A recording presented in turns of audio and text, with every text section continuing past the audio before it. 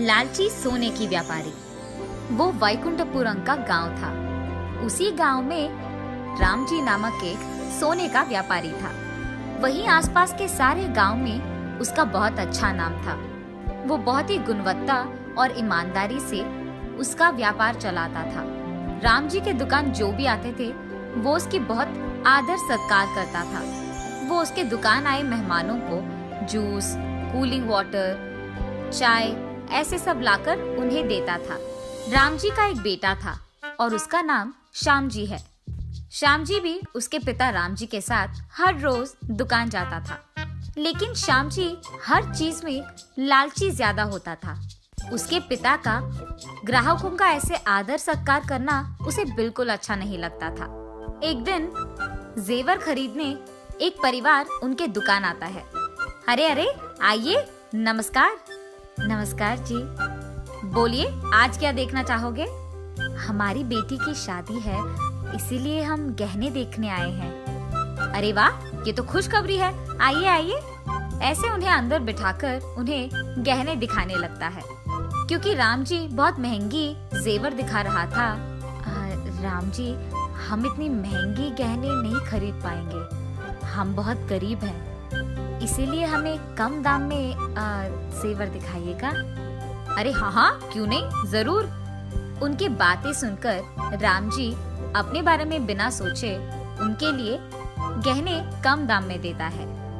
वही बगल में बैठा श्यामजी ये सब देख बहुत गुस्सा होता है और मन में ऐसे सोचता है, अरे रे, इनके साथ मैं क्या ही करूं? अगर असली रेट पे ही सोने को ऐसे बेच देंगे तो हमारा क्या लाभ होगा? इनको तो व्यापार करना भी नहीं आता। हाँ। ऐसे ही लगातार रामजी के काम देख श्यामजी को बहुत गुस्सा आता था। ऐसे ही कुछ दिन बाद रामजी का सेहत बिगड़ने लगता है। तब रामजी अपने बेटे को बुलाकर, बेटा श्याम, मेरी उम्र बढ़ रही है और मेरी सेहत बिगड़ रही है। इस हालत में मैं दुकान चला नहीं पाऊंगा, इसीलिए अब से इस दुकान की जिम्मेदारी तुम्हारे हाथों में सौंप रहा हूँ। तुझे ही हमारे दुकान का पूरा ख्याल रखना होगा बेटा। जी पापा, इज्जत से। ऐसे वो बहुत विनम्रता से अपने पापा को जवाब देकर वो बहुत खुश होता है कि आखिरकार उसके मालिक होने की जो सपना था वो सच हो गया। अब से ये दुकान मेरा है, अब मुझे कोई रोक नहीं पाएगा। मैं जो मर्जी वो करूंगा।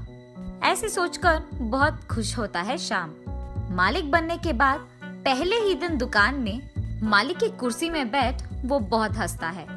कुछ देर बाद दुकान को कुछ लोग आते हैं। जितने भी ग्राहक दुकान को आते थे उन सबको उसी दुकान में मौजूद काम वाला जूस, टी देता था। ये देख श्याम जी को बहुत गुस्सा आता है। ग्राहक जैसे ही बाहर जाते हैं, श्याम जी उस काम वाले को बुलाकर, सुरेश, अब से जो भी ग्राहक यहाँ आए ना, उनको जूस ये सब मत दो, और इतना ही नहीं, उस कूलिंग वाटर मशीन को भी यहाँ से निकाल दो, समझे? उससे वैसे भी बिजली की बिल बढ़ रही है। उस कूलिंग मशीन के बजाय एक मटके को लाकर यहाँ डाल दो। ऐसे ही वो दुकान में बहुत कुछ बदल देता है। ऐसे ही गहनों का दाम बढ़ाकर श्याम जी उन पे बहुत कमाता है। ये सब करके श्याम जी को गर्व होता है कि उसके पिता ने भी इतनी अच्छी व्यापार नहीं किया है। कुछ ही सालों में बहुत सारे पैसे कमाकर बहुत बड़े और महंगी गाड़ियां खरीदता है श्याम जी। श्याम जी को ऐसे अमीर बनते देख एक तरफ राम जी को गर्व होता है कि उसका बेटा बहुत अमीर बन गया, लेकिन दूसरी तरफ उसे दुख भी था कि उसका बेटा लोगों के भरोसे का फायदा उठा रहा है। ऐसे ही कुछ समय के बाद एक अमीर आदमी एक बड़ी और महंगी गाड़ी में उनके दुकान आता है। उस आदमी को आते देख श्याम जी, अरे, लग रहा है कि ये बहुत अमीर आदमी है, इस पे तो मैं बहुत बड़ा लाभ बना सकता हूँ, ऐसे सोचता है। वो आदमी कार से उतरकर अंदर आता है। अरे सर, आइए आइए, स्वागत है आपका। बोलिए, क्या देखेंगे आप? नमस्कार श्याम जी, मेरा नाम कुमार है। बहुत ही जल्द मेरी शादी होने वाली है, मुझे महंगी गहने दिखाइए। कुमार की बातें सुन श्याम जी में लालच आता है। उसके दुकान में मौजूद गहनों का दाम बढ़ाकर कुमार को दिखाता है। अरे वाह, ये तो बहुत सुंदर है। ऐसे ही मुझे कुछ डिजाइन्स में गहने चाहिए, क्या वो कर पाओगे? ऐसे पूछता है कुमार। अरे जरूर साहब, अब इस सब के लिए 10 लाख का खर्च होगा। कोई नहीं, मैं भर दूंगा। ऐसे कहकर थोड़े पैसे एडवांस में देकर कुमार वहां से चले जाता है। उस एक आदमी के पास इतना सारा पैसा देख श्यामजी सोचता है कि उस अमीर आदमी को आसानी से धोखा दिया जा सकता है और इसीलिए उसी की लालच में वो कुमार को धोखा देने के लिए योजना बनाते रहता है। वो ये फैसला करता है कि इससे पहले कि कुमार उससे सारे गहने ले ले, वो उनमें से कुछ गहनों को नकली गहनों से बदल देगा और कुमार के आने से पहले ही उसके सोच के अनुसार ही वो उनमें से कुछ गहनों को नकली वालों से बदल देता है। कुमार आकर बाकी पैसे भरकर उन सारे गहनों को लेकर वहां से चले जाता है। कुमार की शादी आ ही जाती है। उस दिन उसके लाए हुए गहने सारे लोग पहनते हैं और क्योंकि कुमार के पिताजी का एक दोस्त सोने का व्यापारी था, कुमार के कई बहनों में से एक बहन के गहनों को देख उस आदमी को समझ आता है कि वो नकली हैं। वो कुमार के बहन के पास जाकर ऐसे पूछता है, बेटी तुम लोग तो बहुत अमीर हो, ऐसे नकली जेवर और गहने पहनने की क्या जरूरत है? ये सुनकर वही मौजूद कुमार चौंक जाता है। क्या नकली जेवर? अरे नहीं अंकल, ये तो मैंने राम जी के दुकान में बनवाए हैं। और वो आदमी कुमार से ये कहता है, नहीं बेटा, मैं भी तो गहनों का व्यापारी हूँ, मुझे नकली और असली में फर्क दिखाई देता है। ये साफ साफ नकली है, तुमको धोखा दिया गया है। लेकिन राम जी तो बहुत अच्छे इंसान हैं। हम जैसे गहनों के व्यापारी के लिए तो वो बहुत प्रेरणा देते हैं। कहीं कोई गलती हुआ होगा, चलो हम उसके दुकान जाकर पूछते हैं। सभी मिलकर राम जी के दुकान जाते हैं। श्याम जी, ये क्या है?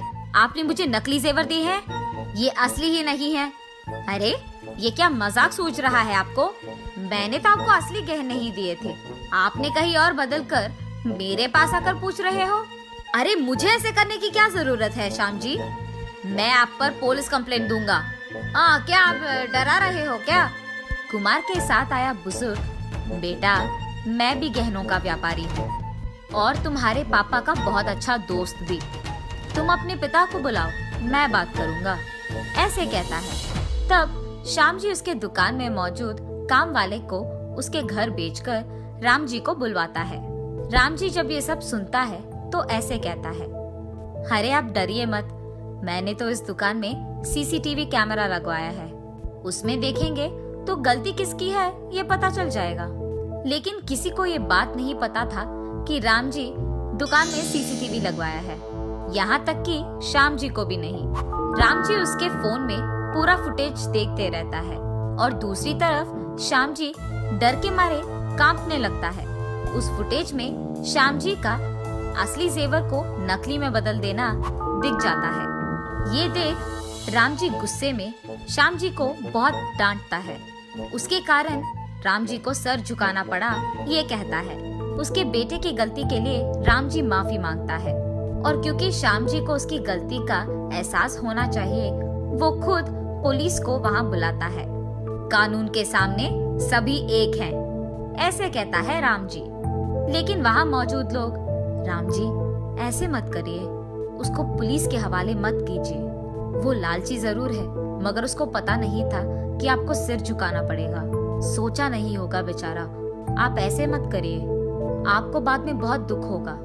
राम जी उनकी बातें मानकर उनके असली जेवर को उनको पहुंचाकर उनको वहां से भिजा देता है। तब से वो श्याम जी को दुकान में आने नहीं देता है और दुकान की जिम्मेदारी एक अच्छे, नेक और ईमानदार इंसान के हाथों में देता है और श्याम जी के पास मौजूद सब कुछ खींच लेता है राम जी और उसको घर से भी बाहर निकाल देता है राम जी। देखा ना आपने, लालची बनकर अगर गलती किया तो उसके परिणाम भी भुगतोगे।